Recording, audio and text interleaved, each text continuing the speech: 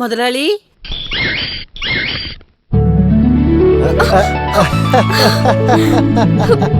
என்னங்க இதெல்லாம்? விடுங்க விடுங்கன்னு சொல்றேன்ல, விடுங்க. என்ன பண்றீங்க நீங்க? உங்களுக்கு என்ன பைத்தியம் பிடிச்சிருச்சா?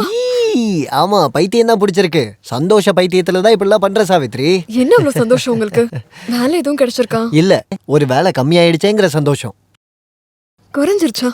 என்ன இருந்தாலும் பாசமானவர் ராம் முதலாளி. நீ டீ குடுத்தியா? இல்ல. நான் எதுக்காக அவருக்கு டீ கொடுக்கணும்?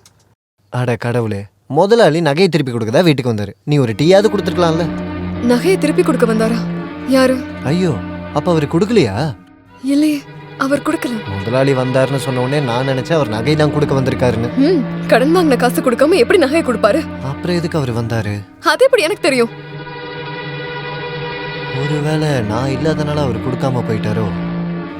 சரி, நேர்ல போய் கேட்டு பாப்போம்.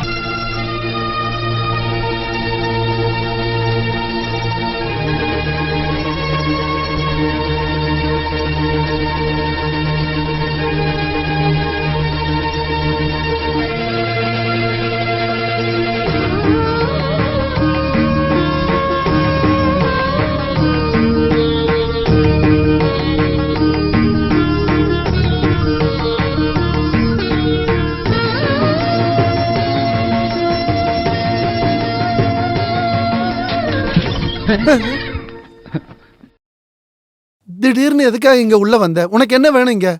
அப்பா நான் இங்க வந்து போடி இங்க இருந்து வெளியே. நான் அப்படின்னு தப்பு பண்ணிட்டேன். என்ன தப்பு பண்ணல நீ? அம்மாவும் பொண்ணு சேர்ந்து பயமுறுத்தி கொல்றதுலயே இருக்கீங்க. கொல்லுடி, கொன்னுட்டு அப்படியே போயிடுங்க. சொந்த வீட்டுல ஒரு மனுஷன் நிம்மதியா இருக்க முடியுதான் பாரு. ஏய், போடி இங்க இருந்து. நான் தான் சொல்லிக்கிட்டு இருக்கேன்ல, போ.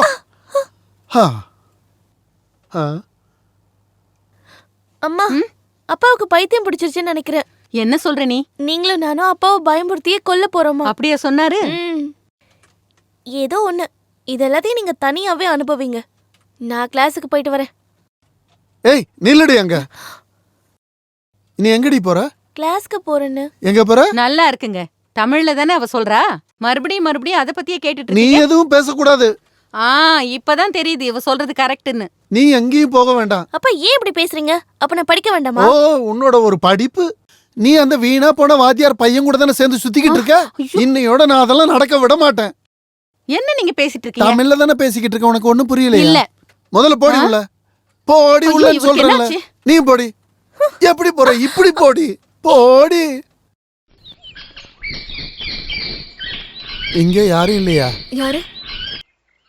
நான் தான், ராமு முதலாளி.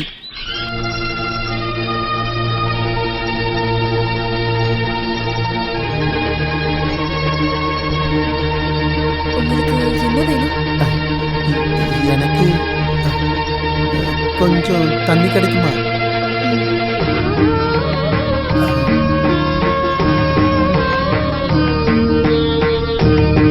அம்மா தாயே, எல்லாம் நல்லபடியா நடக்கணும்.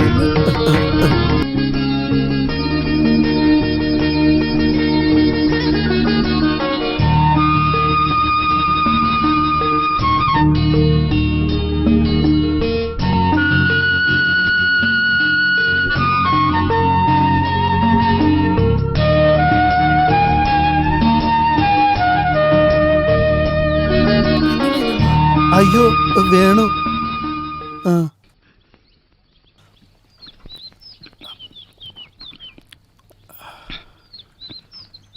என்ன ஸ்வீட்டா இருக்கு. இந்த கைப்பக்குவம் சொல்றது இதானா? பச்சை தண்ணி கூட எவ்வளவு ஸ்வீட்டா இருக்கு. கொஞ்சம் நில்லுமா. கையிலையும் கழுத்துலையும் எதுவுமே இல்லையே. அந்த நீலகண்ட எல்லாத்தையும் வித்து தின்னுட்டான்ல.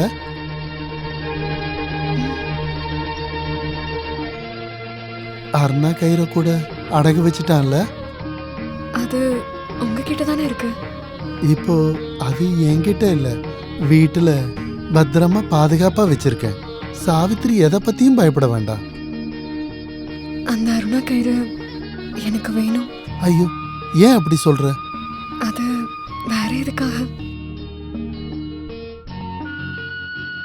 உங்களுக்கு எதுக்கு என்னோட அருணா கயிறு? அத என்கிட்ட கொடுத்துருங்களேன். தருவேன்.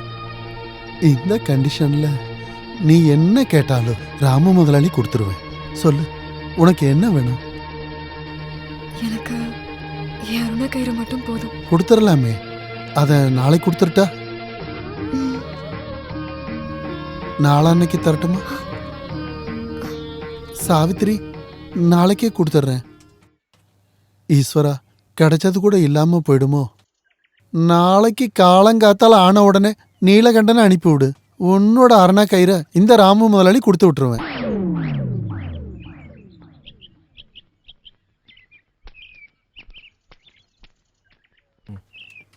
அம்மாடி பேய், முதலாளி பயந்துட்டீங்களா? நான் தான் நீலகண்டன். நீ மனுஷனை பயமுறுத்தி கொல்ல பாக்குறியாடா? சாவித்திரி தான் சொன்னா. பயமுறுத்தி கொல்ல சொன்னாளா? இல்ல, உங்ககிட்ட அருணா கயிறை வாங்கிட்டு வர சொல்லி. இங்க வச்சு அதை பத்தி பேசக்கூடாது. என்னத்த அருணா கயிறையா? அந்த வார்த்தையை பேசாம எப்படிதான் கேக்குறது? வாயை சொல்லுங்க. வச்சுக்கிட்டு சும்மா இருடா. இந்த பக்கம் வா, வா. இப்படி எத்தனை நாள் ஆச்சு இதெல்லாம் ஆரம்பிச்சு? என்னையா ஏத்து பேசுறியா நீ? ஒண்ணு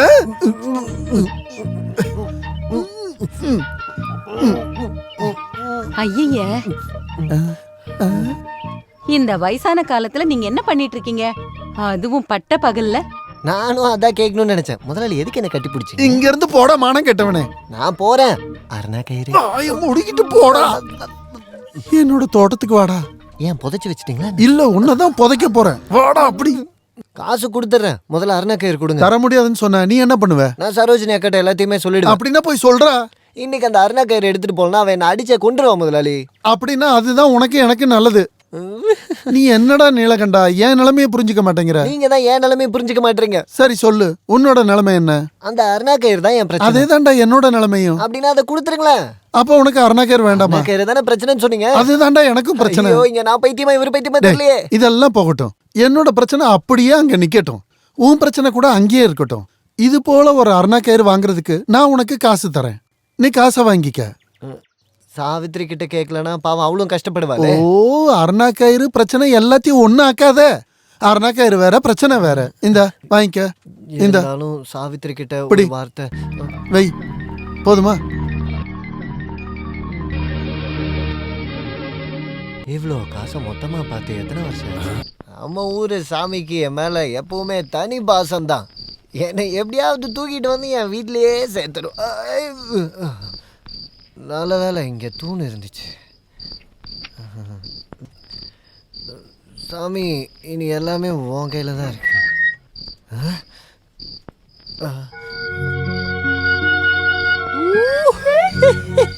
நான் சாவித்திரின்னு தான் கூப்பிட்டேன். ஆனா சரஸ்வதி தேவியே வந்து நிக்கிற மாதிரி இருக்கு. நல்லா இருக்கியா? நல்லா இருக்கியான்னு கேட்டேன். சத்தம் போடாதீங்க. பிடிச்சிக்க பார்த்து பத்திரமா உள்ள கூப்பிட்டு போ.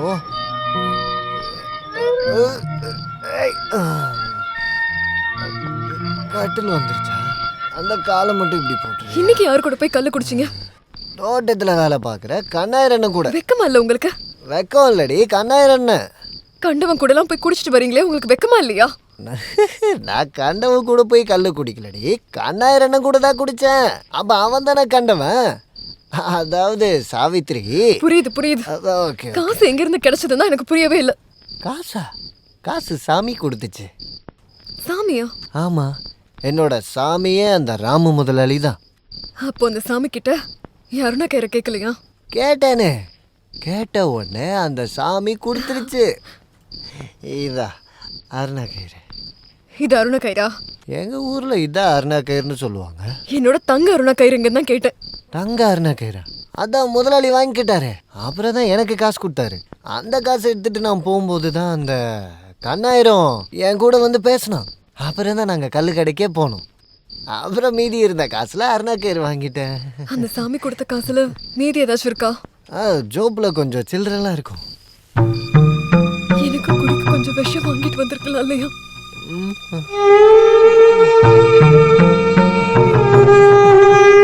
இந்த அருணா கயிறு எவ்வளோ நீளமா இருக்கு.